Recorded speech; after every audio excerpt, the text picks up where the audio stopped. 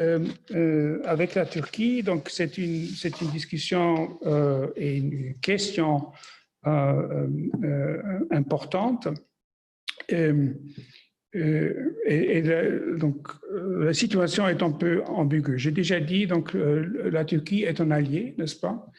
Ils continuent à faire des contributions à l'Alliance Atlantique. De l'autre côté, donc, le comportement de la Turquie est extrêmement problématique. Méditerranée orientale, les forages dans la zone économique exclusive de Chypre, la rhétorique, n'est-ce pas? Aussi, mon gouvernement a condamné donc les commentaires qui ont été faits par le président Erdogan après le meurtre du professeur Paty. On a dit que c'est tout à fait inadmissible. Donc, il y a le rôle turc en Libye, en Syrie.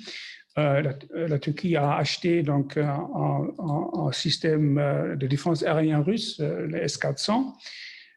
Mais d'autre part, la Turquie se trouve dans une situation géographique, géopolitique très difficile avec la Syrie et l'Irak comme voisins. Donc, il ne faut pas oublier que la Turquie héberge presque 4 millions de réfugiés. Donc, c'est un effort énorme. Et comme j'ai déjà dit, donc, la Turquie est un allié au sein de l'OTAN. Donc, il faut vraiment, c'est le défi du Conseil européen, au mois de décembre, vraiment donc, faire une évaluation de cette situation, donc des relations avec la Turquie.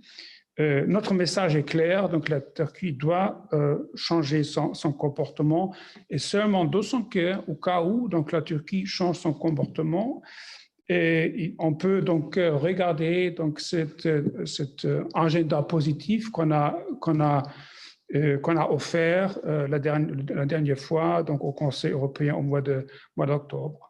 Donc, c'est-à-dire la Turquie doit changer agir plus constructive et changer de rhétorique.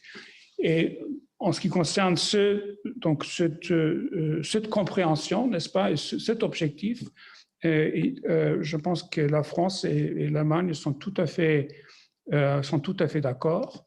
Et on traite cette question de la Turquie en toute complémentarité.